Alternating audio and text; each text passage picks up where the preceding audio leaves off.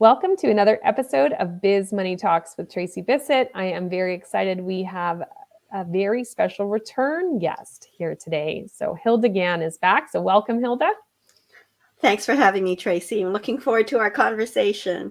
Me too. I know it's going to be a really good one. You always share so many insights with our listeners here and on the Young Money podcast. You've been a guest favorite.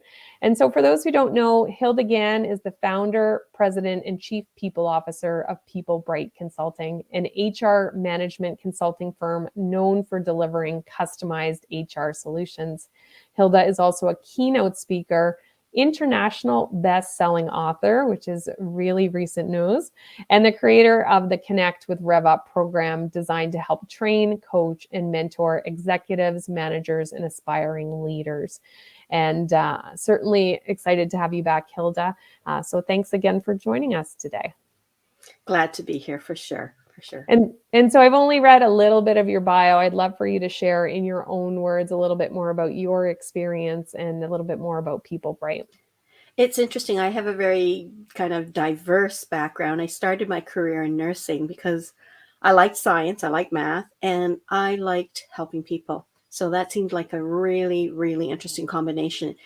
And early in my career, I always wanted to teach. I would have play dates with friends teaching, which is stupid, but that's who I was. And so I really do enjoy that aspect. And so through my career, I've really realized that I still love teaching and I love opportunities like this to share my knowledge. So I did a variety of things, managerial, educational, in nursing. And then my husband decided, he's an engineer, he decided that he wanted to start his own business. So I think I'm a serial entrepreneur, 4 different businesses. And this one called iTRANS was a transportation engineering firm. And I think the one that I'm most proud of, and the one I think is a legacy for my husband and I, we created a place where people love to come to work and are growing professionally. And we were acknowledged by Best Workplaces in Canada as a top 10 best workplaces in Canada. I know I get to share it so often, but it is a source of pride. And that's where this concept of REVUP comes from. I wanted to say, how do I help business owners be successful? I know what it was like when we were 2, 10, 25, and up to 125. How do I help them figure out, how do I create a place where people aren't leaving me all the time or I can't find good talent? And of all the things that I did from the admin part, it was the human resources side. RevUp became the acronym that I created to articulate what was that recipe for success my husband and I have. And quickly, RevUp stands for treat people with respect. Look at them as equals, value who they are, then look at their uniqueness and tap into that potential. So if you can approach the way you treat people with a RevUp approach, you really can make a difference in your business, in your management and leadership style.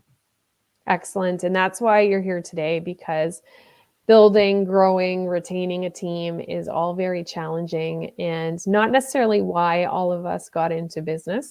And so certainly you need to do it with intention. And so figuring out how we can help instill a RevUp culture within our organizations, I think is so important. And you are the right person to help us understand this a little bit more.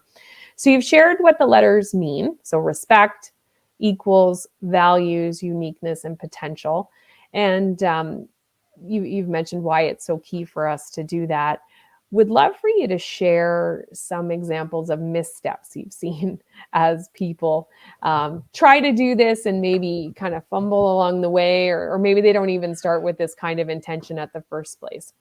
I think most people who are either start their own company or are managers do so because they have a passion for the work, whether it's technical work. And then they're good at what they do, the organization of it. But a lot of people don't have the people skills. We weren't taught that at school. We weren't taught how to play nice in the sandbox. You want that bucket, you just go grab that bucket, right? And so what I find is we think we know what we're doing because we all know how to talk. We all know how to walk. But do we know how to talk well enough to motivate and inspire people to foster their growth? No, most of us just know how to talk. And I remember meeting somebody once, and I introduced myself as an HR expert and work culture specialist. She says, "Oh, I've had my business for 10 years. I've made every mistake in the book. So in other words, I know what to do now." And I thought, why would you want to make every mistake in the book? So, so I thought, well, I guess she's not interested in getting better except by trial and error. But I think the key thing is a lot of people will talk to me about their headaches hiring. And my tip is that you should know what you want in the type of people you hire. And it's not the technical skills, and it's not the project management and staying on budget kind of thing. It really is about the people skills and about the fit. When you hire somebody, you should know clearly, what is my mission, vision, and values, particularly your values, and hire people who really align with that purpose that you have, as well as the values. Because when people align, I mean, we're not talking perfect match. When they align, they're more likely to stay because they have a purpose, and their purpose matches your purpose and your values. So that's the key that I always give people. Some of my managers and clients want to hire somebody that fits perfectly. They got to have 3 years of AutoCAD experience, and they got to have 2 years working with clients in the public sector, and it's so narrow that as a result of it, their mental mindset is, if I hire this person that's the perfect fit, they're going to start the game running, and I don't have to orient them, and I don't have to teach them. But the falsehood in that is that they have come from a place where they have different habits, different ways of doing things. You need to spend that time teaching them how you do it at your company. So I say hire for fit and hire for the future. Most people who are entrepreneurial are growing their business. So is that person you're hiring for the admin, is that your office manager of the future? And that's what I did. I had a person doing a mat leave for me. And as I reviewed her resume and did the interview, I said, she is going to be our office manager. And she worked with us, and when our company sold, worked with the company and retired as the office manager. I mean, she was the office manager within 2 years and stayed on for another decade plus. So look for the future and look for transferability of skills rather than perfect fit, perfect fit. Excellent. Because I'm sure everyone who's watching has seen the headlines. Most people are facing their own challenges with so much turnover and everything. But what's the cost when we get it wrong? Yeah, people don't think about that. I think people will pay for stuff after the fact, but they won't be paying for stuff proactively. And when you hire somebody, and you think of them, okay, if they leave, they leave. Well, when they leave, you've got your productivity now running at 85, 95%. They know how to do stuff. It'll take you time to find a new hire, then to bring them up from maybe 50% productivity to 60 to so on. And then other people pulling their weight. By the time you add that up, if you're looking at an administrative and entry-level technical, the cost of that is about 1.5 times. So if you're spending $40,000, it's a $60,000 investment. Why would you throw away $20,000 and not care that person's leaving? When you get to a managerial level, though, that's higher. That can be 2 times investment. So if you're looking at $100,000, you're looking at $200,000. Then when you're looking at your salespeople, your senior salespeople, imagine how long it takes them to rev up. Sorry for the pun. How long it takes them to rev up to that level of selling at that point. And your executive, because of the time it takes to find them, to ramp up, and your salespeople, you're looking at almost 3 times, 2.75 to 300. So again, using the same analogy of 100,000, which is obviously low, it could be $275,000 to replace and bring that person up to speed to be functioning.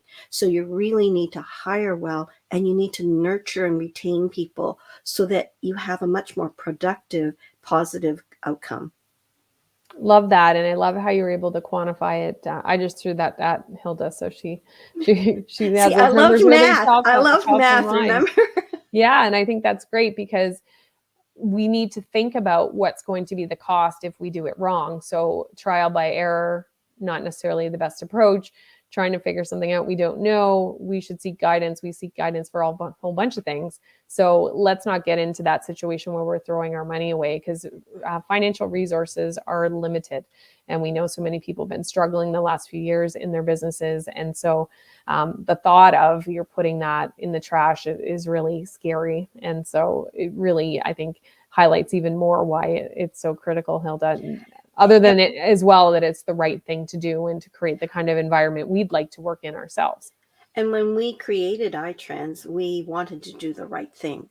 But I think now it's even more important to do the right thing, because COVID, who would have known? Like, I'm a nurse by profession. In all my life and in HR, I would never, when they said it's going to take 18 to 20 months for this, I said, you're crazy. And 6 months later, I got it. But I think the point is, during COVID, what I predicted was you have the chance to change your work culture now, to make it more inclusive, to make it as interesting and a place where people want to continue to work and be invested as possible. What I didn't predict in those early days was that we would have so much time on our hands. Not only would we be baking sourdough bread, remember that, but we would start to learn about what is it that gives us passion. Is it a walk in the park? Is it listening to music? And it would make people think about their careers. Maybe I need to have a career of still doing what I'm doing, but maybe I need to do it in the music field. Do it in a place where it's passionate. And so now you have people who are leaving because, number one, they don't feel good at your workplace anymore because it was stressful and you didn't treat them right. But the others may be leaving because I know what I want in life. Maybe I want to be close to home. Maybe I want to work remotely several days a week. And maybe I want to work in a place where I'm doing things that I'm passionate about every day, doing my skill sets, but doing it in an environment industry that is passionate to me. So you're finding people leaving for that. And so many of my colleagues, I say, are you guys having trouble finding staff? And I said, why are we asking this question? That was pretty obvious, and I hear it from my clients. I hear it, every day. People are the employers are having trouble finding good talent now because it's an employee's market right now, both in finding jobs and salaries. The salaries I thought would be a little bit less because you'd be willing to go anywhere, but people can now negotiate their salaries so that they're happy, financially as well as personally. Excellent. And love that, how you've kind of framed that whole issue for us. And you already shared some of the great things that you were doing at iTRANS, like already identifying that woman as the future operations manager. What else are you seeing with the business owners that you work with or you talk to, that they're doing well in terms of their team? So whether it's hiring or retention or anything that you've seen in terms of stuff you'd love other people to emulate. When I have different clients, and what I find is those clients who really have a clear vision of what their company should be. They know what their mission is, they know what the values are of their company, and they know that people are their greatest assets. They know that there's a balance. If you just look at the finances, even though you're going to make money, those companies that have a balance of finance and people, they actually make more monies. And Forbes and Time, not Forbes, and Fortune magazines talk about 2.5 to 3 times profit and sales as a result of that combination of people and finances, being disciplined in both areas. So what I find is those clients that are enjoying their companies, are having lower turnover, are really proud of what they've created, are those companies that invest in people, that hire the people that match the mission, vision, and values. I had one client who has been in the business for a fair bit of time, but didn't really have a clear vision of what they wanted to create. And even though I tried to nurture and coax that, they had their own coach. So I really didn't want to tell them what to do because they had a coach for business. through the course of like months, still couldn't draw out the mission, vision, values. I finally wrote out what I thought it was. Here, have this. What do you think of it? So it really is those things: mission, vision, and values, and that belief that I'm creating a place where I want to be proud that I have people who want to be part of my company. Excellent. And I think anyone who knows you, Hilda, would say that no conversation ever ends without vision, mission, values coming up at least once. So At least it's so once, fundamental yes. to your core and what you believe and what you teach people. Well, I was at I was on the board of my local hospital, and we had a board day thing, and this person talked about mission, vision, values. It's the fundamentals, and everything flows from that. Mm-hmm. Even your performance evaluations, and that was such a life learning lesson for me. And I checked off the boxes of what we did at iTRANS that was like that, and then changed some of the things to emulate that. So I know from my own experience and success that really just it just flows. Everything just flows from that mission, vision, and values for all aspects, not just HR, clients, and business operations. Excellent. Now, so many people work with you, business owners, in the Connect with RevUp program. What are some of the key ahas or takeaways you hear from people? And as they implement what they're learning, what are the results that they're seeing? So I've honed it over the years, and I'm very proud of it now, because I really want managers to be strong, authentic, building trust. And the key concept is you have the power to uplift and motivate your staff. And I think that's a great epiphany for them, is that you can either, in an instant, you can make them feel so low and bad. And that sets them back. It sets the company back. And yet you can be just a tiny little touch here or there, can just motivate them and elevate their confidence. The second one is communication. I mean, we think we know how to communicate. I have this exercise, which I call, it's a building block exercise. I used to call it Lego because I actually use Lego, but now virtually I've modified it. And what people realize is that just because I tell you something doesn't mean you interpret it the way I'm thinking it. Yes. And so when we do that exercise in others, they realize, oh my God, I thought everybody thought the way I did. And I had we have different recollections because we're unique. We're all unique with our different backgrounds. We're going to interpret stuff differently. So this one person had taken my course. She phoned me about 3 months later at 5:00. And she said, Hilda, I know you're getting ready for family time and whatnot and cooking dinner, but I just have to tell you this. And she gave me 2 instances where she thought, now, how do I communicate with these people to reach them? And one of them was her son. And she said, well, he's this type of personality. He's very direct, and he needs information to make his analysis. So she tried that approach.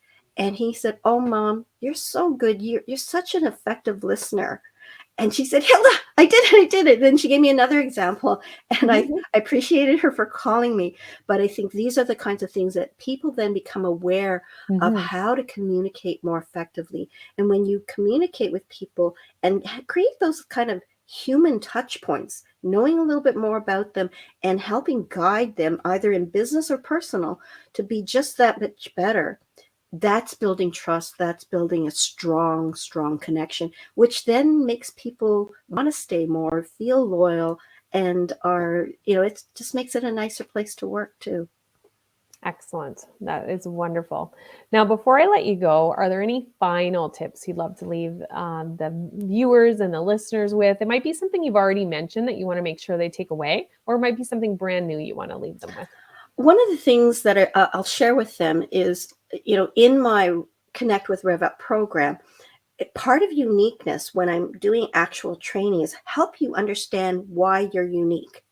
And when I was thinking up the acronym and thinking up how I was going to train, I thought, well, how do I tell people they're unique? Oh, yeah, you're born somewhere, you're educated somewhere, you're a different ethnicity. Okay, well, that's so kind of obvious. I got to do something more value. And I want to share quickly this assessment tool called Fascination Advantage. And many people know about Myers-Briggs and DISC. People don't necessarily know about Fascination Advantage because it's kind of a well-kept secret. I'm a certified advisor in Fascinate. What I love about it is it's again one of those science-based assessment tools. 5 minutes, you get a 16-page report. But what I love about the concept is it teaches you that you are unique, what your uniqueness is in 15 pages, and that being different is better than better. And so that just sinks in with my uniqueness piece. And when I do the training, the Fascination tool really does help people to find out where their superpowers are. And when you speak the language of your superpowers, you actually you show confidence, you build trust, and it really does help people in terms of their ability to connect with other people. Excellent. And I've done it before, but a while ago, so I don't remember my classifications, but it was a very interesting one. And I've done, I think, every kind of assessment that's out there. So definitely a fun one and approaches things from a different perspective, which is always welcome if you can get the point across to more people so they can really understand it. Now, before I let you go, what are you working on now? And where can people go to learn more about you, more about People Bright, and everything that you're doing? So I launched my book in January, and it did become an international bestseller. I'm a co-author in it's called Women Who Boss Up. Thank you. Very excited about it. And in my chapter, I talk about REVUP. I'm on a mission this year to really reach as many people as possible to rev up potential. Because the more we can be nice, but also treat people with that ability to get the most out of their own personal lives and careers. That's my mission, is to help as many managers, as many business owners as possible to understand that they can rev up their lives and the lives of those they touch.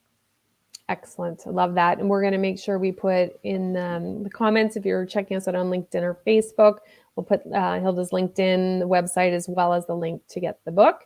And if you're catching us on YouTube, all those links are right there in the description. So you'll be able to find that very easily, which will be helpful. So thank you so much, Hilda, for joining us today. I really appreciated you sharing with everyone more about REVUP, what it means to create an environment that's inclusive and uplifts people. You shared a lot of missteps as well as ways that people can be successful, in the feedback that you're hearing when people actually implement the learnings, which I think is really the testimony to what it is that you're teaching. So thank you so much, Hilda, for joining us. Well, thank you, Tracey, for inviting me and letting me talk about RevUp the way I'm so passionate about. You know how I am, so passionate about it. But I really think it's such a simple concept, but it can make so much difference if people embrace it. Absolutely. And not only on the people side, but certainly on the financial side, because when people are happy and feel valued, they're going to do their best work, and it's going to show up in the financial results as well, which is what I know everybody cares about too. So two very important elements. For those who want to keep the biz money conversation going, would love for you to join us at our weekly meetup. You can join at bizmoneyclub.com. It's an informal get together where we talk about things going on in business, no strict agenda, and it's a pop-in. So would love to see you attend. Until next time, thanks so much for listening. We had Hilda Gan with us, founder, president, and chief people officer of People Bright Consulting, Inc., keynote speaker, international best-selling author, and creator of the Connect with REVUP program. So until next time, take good care and stay financially fit.